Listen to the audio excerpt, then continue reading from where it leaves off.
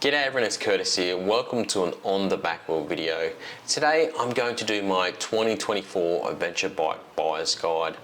Now I have done a dual sport buyer's guide in the past, but with all the new adventure bikes coming out, I thought what better chance to do a 2024 buyer's guide and talk about all the new releases, updates, and go through all the new bikes that are coming out. Now I'm separating them into 4 different categories. We have the small capacity, mid-size, mid to large, and the big units, the large capacity bikes. Before we get into the list, I've set up a couple of ground rules. Now, adventure bikes can be any bike. It can be a sports bike with, dirt tires on it. But for the purposes of this video, I'm only including bikes that were designed to be adventure bikes. Now, what do I mean by that? To me, it means that they're designed to be ridden both on and off-road and cover reasonably large distances. I'm not going to include the smaller dual sport and enduro bikes. I know that KTM 500 and BRZ 400, those things are really popular in the adventure bike world, but I'm not going to include them. I'll probably do a separate video in the future concentrating on those style of bikes. If something is on the cusp, I'll make the decision on what gets in, and I'll also do the same for each category. Now, the categories with small, mid to large, and large capacity, there's a couple there that are mid capacity CC wise, but they're a bit heavier, so they're going to go on the mid to large and vice versa. So I'll cover them when we get to it. Another rule I have is the motorcycles have to be able to be purchased in 2024. So if a model is being replaced, I'll generally put the new model in, even if it's not quite out, if it's out in a couple of months. There are a few bikes here and there that are set to be released but don't have any ETA. I've left them out. And rule number 3, you've got to have a 19-inch front wheel. So what I'm doing, I'm using a tier list. I've got all these photos of the bikes. I'll show it on the screen, and we're going to put each one in each category. How we're going to do it is on the left, so stage left, screen left, whatever it's going to be. On the left of the screen is most off-road, and then on the right will be more road biased. I'm not saying that's a bad thing or a good thing either side. I'm just saying that's where I'm going to rank them. Me personally, I'm off-road biased, so I will lean towards the bikes on the left, but I know other people are the complete opposite, so that's why we're doing this. And it's really interesting to go through the stats and talk about how our bike performs as well, especially on some of the bikes that are set to be released. We're kind of speculating with them. I've ridden a lot of these bikes, but not all. And some no one's ridden, or if they have, they're a tester for the manufacturer or something like that, so we can only speculate. So here is our tier list. I'm going to start at the bottom with small capacity bikes and just work my way through them and talk about each bike as I select them. So first up, I'm going to start up with the Honda CRF 300 Rally. So I dragged it here to the small capacity.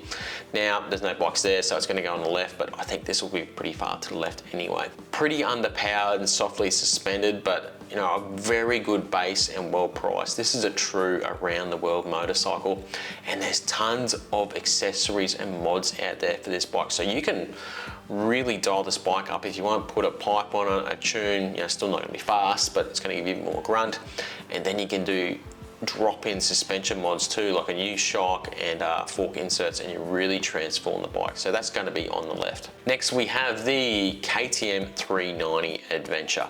Now a lot of people love these and some people don't at all, because in some ways it's very street biased.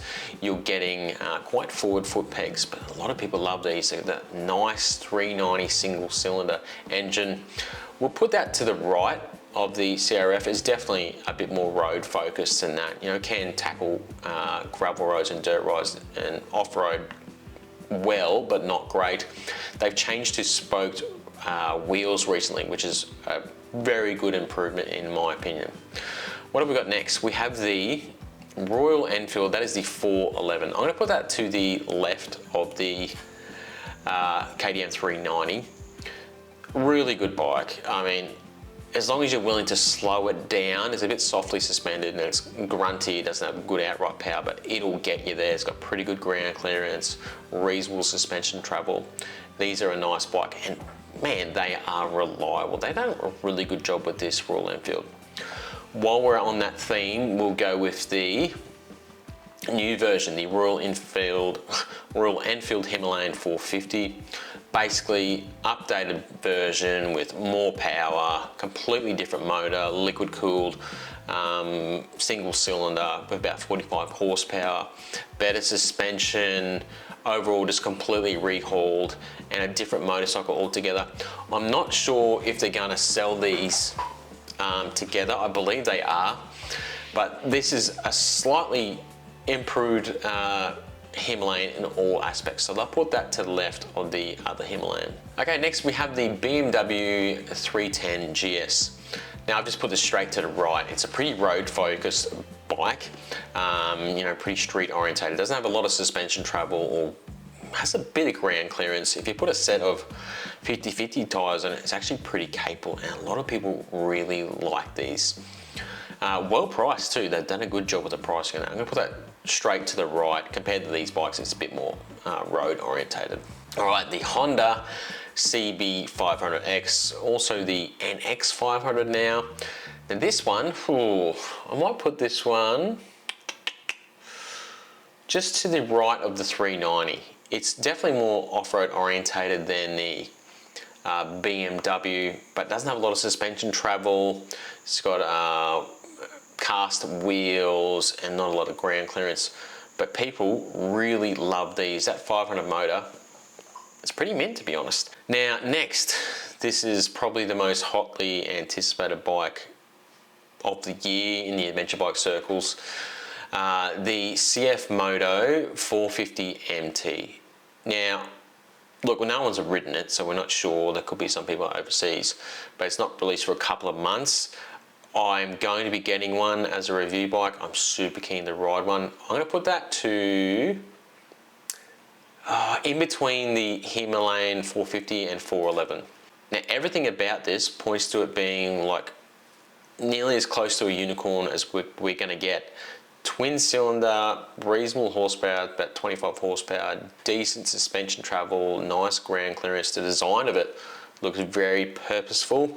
No doubt, I think it's going to be softly suspended. I'd be surprised if it isn't. Everything is.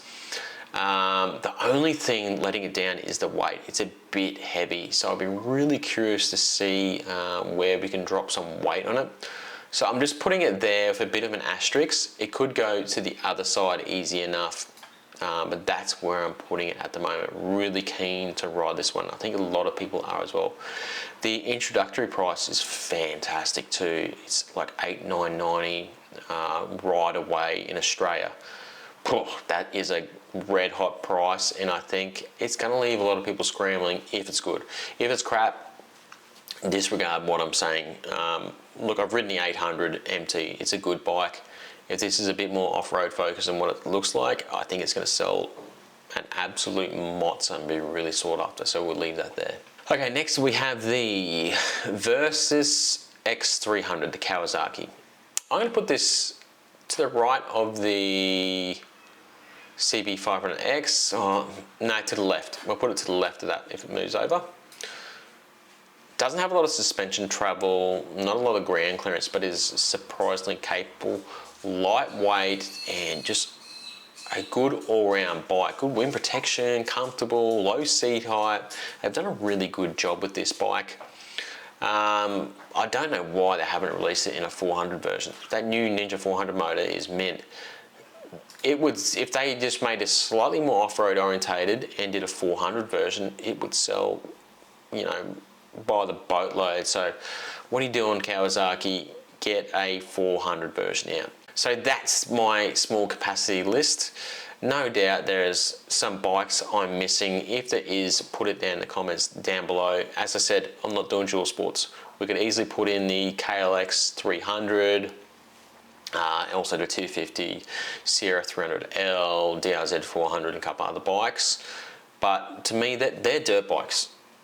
You know, they're dual sports and dirt bikes, so I'm going to leave them in that category. They make amazing adventure bikes with mods. So that's why I'm leaving them out. We'll maybe do a separate video on them in the future. All right, next, let's get into probably the most popular category, the mid-sized adventure bikes. There's a lot of bikes in this category, and not just bikes, there's different variants of said bikes as well. And to start off with, we have the KTM 890. Now, I've chosen the Adventure R, and that's why I put it straight to the left because it's going to be pretty close to there, I think. Fantastic bike, has some reliability issues that people will talk about, clutch problems in the old ones, and just general niggles here and there, but it looks like they've really started to improve it.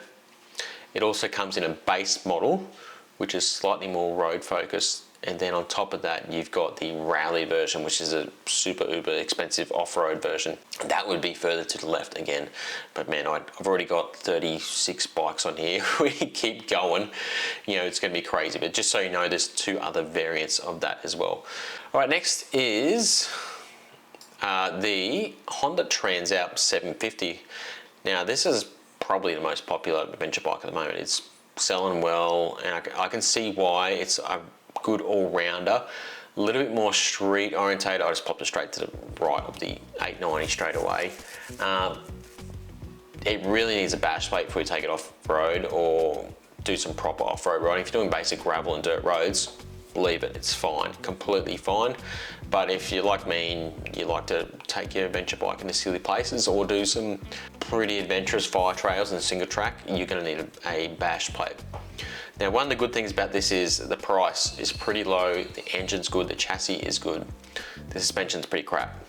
You can now get drop-in inserts for the front and a different rear shock for pretty well priced, and you're getting more suspension travel out of it and more ground clearance as a result. It's got a pretty low seat height, so you're getting that balance there. Good bike, good bike. I should be getting one for review soon. Well, I will be, it's just when. I'm keen to thrash the pants off one. Okay, what have we got next, everyone? All right, we have the v-strom 650 XT. I put the XT in. They have a non-XT version. This one's got the wide wheels or spoke wheels. Very good adventure tourer. Notice I said adventure tourer because it's definitely more road leaning. The motor is legendary now. That 650 V-twin, such a good motor. You know, originated way back in the day in the what's it called, SV650, and it's just kept evolving, and it's just a fantastic motor. So legendary reliability. So if you want to do big miles and big Ks, this is probably the pick at the moment so far. Okay, next up we have the BMW F750 GS. Now I think I'm going to pop this maybe to the left of the 650 XT. Pretty road orientated bike, very nice, got a great reputation for reliability, a real mile eater. These things, they're good bikes. That BMW parallel twin is absolutely fantastic. Is probably getting a little bit long in the tooth, but you can get them for a good price now. So I'm gonna put that to the left of the 650 XT. Now, what have we got next? The Motori Cape 650. Now, this is a tricky one. It could almost go into the mid to large, you know, weight capacity, because it's pretty heavy. It's a heavy bike for a 650. You know, it's that Chinese, whatever they're doing, they can't quite keep the weights down yet. A bit more road bias, still reasonably capable, not super powerful, kind of a point of difference motorcycle, and the price is right. So I'm going to put that, I think that'll go just to the left maybe of the GS. We'll put that there, the 750 GS. Okay, now these ones, I wasn't sure whether or not to put them in, but we've got the Husqvarna 701, the Gas 700, and the KTM 690. Now these are going to go all the way to the left. All three of these are going to go to the left. Look, I was a bit hesitant to put them in because they're basically big enduro bikes, but you know, they are designed to do those bigger Ks as well. Look, KTM and all that, even selling now with the racks and pipes, and a couple of other kind of adventure accessories, crash bars, getting more adventure ready from new. So look, to me they're on the cusp. And I know people might complain a little bit because I didn't add in those smaller dual sports, but these are quite a big bike. They're 160 kilos, so they're not light, and at the end of the day they're 690 something cc single. They're a big bike, so I'll put them in the mid-size. Definitely more off-road orientated, lighter, good suspension travel, good clearance, very good suspension, and they go grunt for days. So I put them on the left-hand side of this list. The Tenere 700, now this comes in two guises now. We've got the base model and then also the World Raid. Now it's a bit of a strange one. Well, not strange, but the World Raid is more touring capable. It's got bigger tanks, they're set down a bit now as well, and it's got extra ground clearance and suspension travel. So it's more off-road capable, and it's a better tour at the same time. Then you still got the base model, and they're bringing out some other models too. Now these, I'm going to put them both to the right of the 890. I'll put the World Raid just to the left of the base model. Really good bike. Just, you know, the Tenere is just, it's a bit of a legend nowadays, even though it hasn't been around too long. Great reliability, very good off-road. Personally, the base model for me, I think the Touareg's a lot better bike. This feels a bit weird and top heavy to me, but I haven't ridden one with the suspension modified. Apparently that makes a huge difference. The Aprilia Touareg 660, absolutely fantastic bike. I think they hit it out of the park with this. What a first try at a mid-size adventure bike. These other guys have been doing it for ages, and Aprilia just comes along and absolutely nails it. I think it's a fantastic bike. Now I'm going to put that just to the right of the KTM 890. I think it and the 890 Adventure are, you know, similar capabilities stock. So I think it's on par with the 890 Adventure R and a bit ahead of the Tenere 700. So here's a new bike that's been brought back, the KTM 790. It is now Chinese made by CF Moto. They have all the production going on for the 790 motors, so they put these together. It is a bit more road biased than the Adventure R, the 890 Adventure R, but still very capable. I think it has 200 mil of suspension travel, so slightly less. A bit more of an adventure tourer, but can still tackle the odd dirt and gravel road, etc. here and there. And it's well priced with a lot of features. I'm going to put that just ahead of the Transout. I think that's where it slots in. Nice bike, definitely check out the 790. By far the most off-road orientated, the AJP PR7. I'm just going to chuck that straight to the left. Absolute beast. If it goes to the left, absolute beast of a motorcycle. It's got like 310 millimeters of ground clearance, 280 millimeters of suspension travel. This is the closest thing to a rally bike you can buy nowadays. What an absolute weapon. They've done a great job with this. The earlier ones were a bit rough. They had some reliability issues, but they seem to have ironed out those kinks. It's running the old Husqvarna and BMW motor, the 600cc, and then went to SWM, and now they're running it, and it is a really good engine, and it makes very good power for a 600cc cylinder. This is probably the closest we have to the unicorn motorcycle at the moment, you know, that mix of adventure and off-road. This is the closest you're going to get, and it's made by a small manufacturer from Europe. Next we have the Kawasaki KR650. What a weapon that thing is. I'm going to put it in between the KTM 790 and Tenere 700. The Tenere is more off-road capable, and the motor is way better, but the KLR is just a KLR. You know what you're getting there from that thing. Rock solid reliability. It's built like a tank. The fairings are really brittle, but everything else is rock solid. I did manage to write off one though, as you do. And the price is good. You can get one for a really good price now. If you just want to get out there and adventure and not worry about your motorcycle, this is probably the bike for that. So that's it for the mid-size bikes. Let's move on to the mid to large capacity and weights. Let's start off with something completely new. We've got the BMW F900 GS. This looks like it could be a real contender. Like, they've done a cracking job by the looks of it. I haven't ridden one and there's no reviews out for it yet, but it looks like a sensational bike. It isn't quite mid-size, it's a little bit heavier. It's about 20 kilos heavier than those bikes, but BMW have tried to make it much more off-road focused, more suspension travel, lighter, more power, and they've rejigged it so the seating position and riding position, seat to bar to peg ratio is slightly more off-road orientated. I'm really keen to see how this one rides, so we'll chuck that in there. Next, this is definitely more of a tourer, the Moto V85 TT. It's a bit heavier, a bit less suspension travel, more of a cushy, cruisy bike made for doing long trips on. Really cool bike, and that motor, you've got to love that transverse style twins. They're really cool, and while it's kind of ugly, it's also gorgeous. They've done a good job with it. That's kind of classic Moto Guzzi, isn't it? I'll put that to the right of the BMW.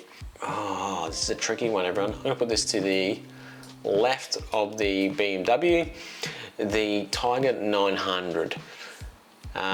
Triumph did a fantastic job with the Tiger 900, the last generation, and now they've updated it for this year. It should be coming out now. I haven't had a chance to ride one, but you know, if they improve on that 900, they're doing a really good job. It's got 3 variants, the GT, GT Pro and Rally Pro. I rode the previous Rally Pro. Good bike, guys, really good bike. And now they've upped the power on it and done a couple of little things. Really keen to check that out. I put that to the left of the F900 GS. Bear in mind that GS has got an asterisk next to it. Like, we haven't ridden it, so we're not sure, but I know that that 900 Rally Pro is just a bit of an animal. It's a nice bike. It is a big bike, kind of top heavy because it's just so big and tall. But you know what you're getting with that: good suspension, good power. So put that there to the left.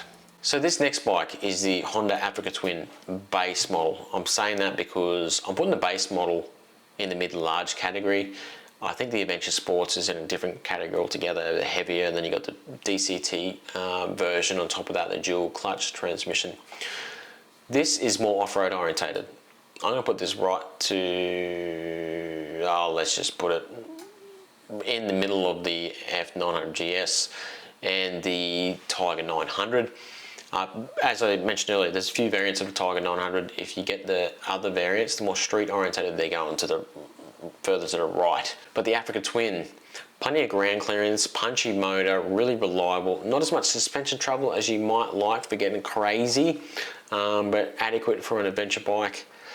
They're a good thing. They are a really good thing, and they're being updated as of, well, now the new Adventure Sport is coming out, but the base model that's not quite out yet. So really keen to see what they do with that in a month or two's time. I will be doing a review on the current model, so not the new, the 2024, the 23, which will be a really good opportunity to see how it compares to the current market and then compare it to the newer one when it comes out in a couple of months. So look out for that video.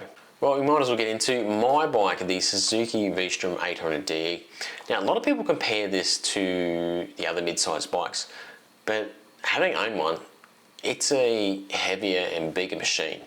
I think it's in that mid to large category. I mean, it's 230 kilograms filled up. It is a big rig. You can't compare that to a Touareg or a Transout, which is like 200 kilos. It's in a different category altogether. Very good all-rounder. They have done a fantastic job. Lots of suspension travel, ground clearance is pretty good. It is a bit wide, but for what it's designed for, they've done a fantastic job. My only issues with it, not a lot of wind protection. It's very quiet. The exhaust is so choked up on that. And also it bottoms out quite hard. It's quite mushy suspension. But if you slow it down and you can take that into consideration, they've done a very good job. Maybe just with a bit of money spent in the suspension, you'd have an absolute weapon. Only changing the tyres over has transformed the bike for me. So I'm going to put that. I think that's kind of to the right of the F900 GS. That's just got a bit more suspension travel and everything else going for it. It's a little bit lighter. So we will put that there. The Ducati Desert X. This a lot of people loved this when it came out. It's kind of petered off now, the popularity for it, but it seems like they've done a really good job, and it seems like a real 50-50 motorcycle. Good on the road, good off it, punchy motor. I'm a bit worried about air filter access and servicing, but it's a very capable motorcycle. Performance is great on that. It is a little bit bigger than, you know, your Touareg and Tenere, but on top of that, you're getting more power, so I think they've done a really good job with that. I'm gonna put it just bang in the middle. We'll put that next to the F900 GS. We have the CF Moto 800 MT. This is a good bike. I really liked it when I had it for review. They've done a good job, and it's very competitively priced. I think they're about 14.5 grand at the time. You can get a bit more of a fancy model with all your panniers and that for 16 or so. That's Australian dollars, by the way. I'm going to put that, look, it's a bit more street orientated. I'm going to put that to the right of the v-strom 800. It's definitely not as off-road focused as that, not a chance. It's got much less suspension travel and it's shorter, and you've got the 19-inch front on it as well. But in saying that, it is a good bike and way more capable than you would think. So this last one, a bit of an outlier, the Benelli 702X or Trek TRK. It's a new bike. It's on a proven motor platform that's been around for a while in the Leoncino from Benelli. Parallel twin, not overly powerful, but solid. It's got enough, and it's got a little bit of weight on it. It is the most road biased bike here. It's actually pretty street orientated. It's based exactly off the 702, which is the same, except it's got 7-inch wheels, where this has got the 19 front wide wheels.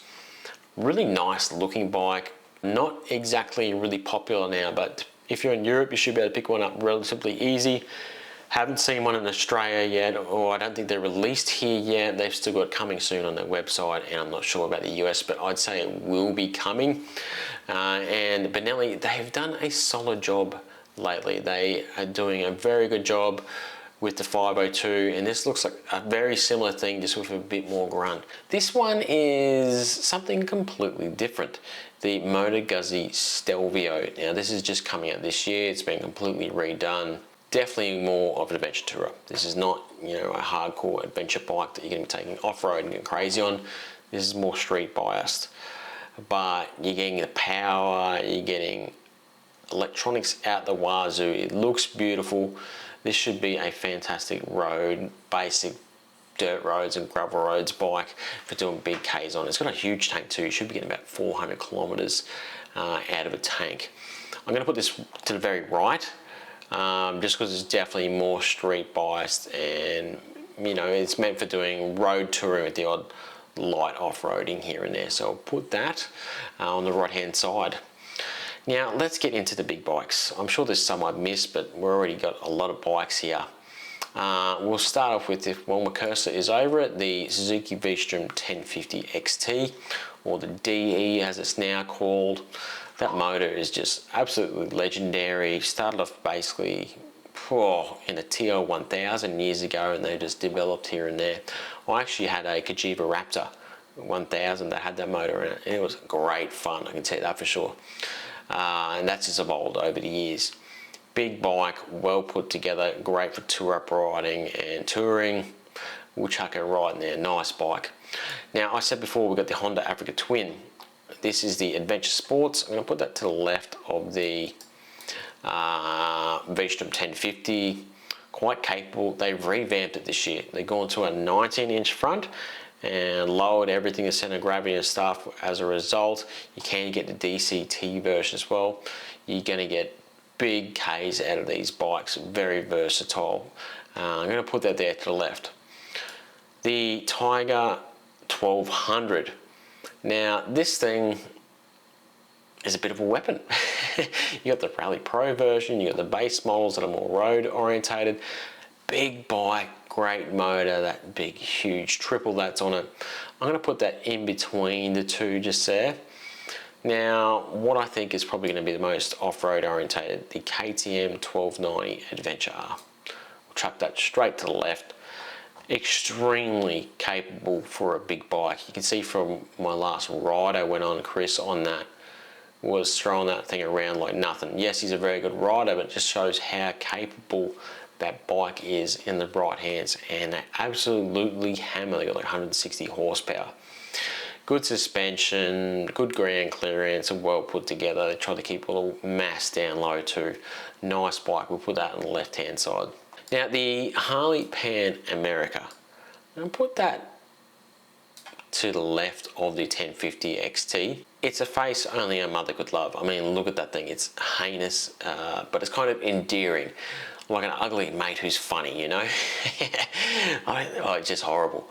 But it's capable in the right hands. It's a very big bike, no doubt about it, but it's got grunt for days, and it's got that touring capability too.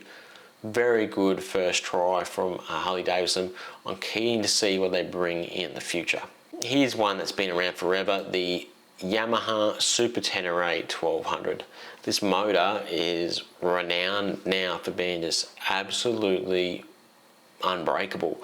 It's pretty lowly strung. You're not going to have any issues from it. If you want to eat the miles, this is the bike. It's pretty street orientated, but it will do, you know, dirt, gravel just fine, and basic off-road stuff. I rode with a guy on the States who had one of these. He had like street tires on it, and he was still doing basic off-road trails on it with no issues. Good bike. Righto, we're getting into the nitty gritty now. We have the Ducati Multistrada V4. Now this comes in various guises. It does have an enduro version, which is still a big heavy hooer, but surprisingly capable. The motor on this is ridiculous. You're getting this stonking V4 in basically an adventure touring bike. It's bizarre. I'm gonna put that right alongside the Africa Twin. It's got way more power, and it's a better street bike. So I'm just gonna put it just to the right hand side. And there are the different versions, so bear that in mind. If you're really keen on one, just look, because they have those different variants that are slightly street orientated too, and then you can go to the more off-road if you want to. Cool bike if it's a bit expensive. Speaking of expensive, we have the BMW 1300 GS. Now this comes in a few different models and has technology out the wazoo. Got that telelever front end.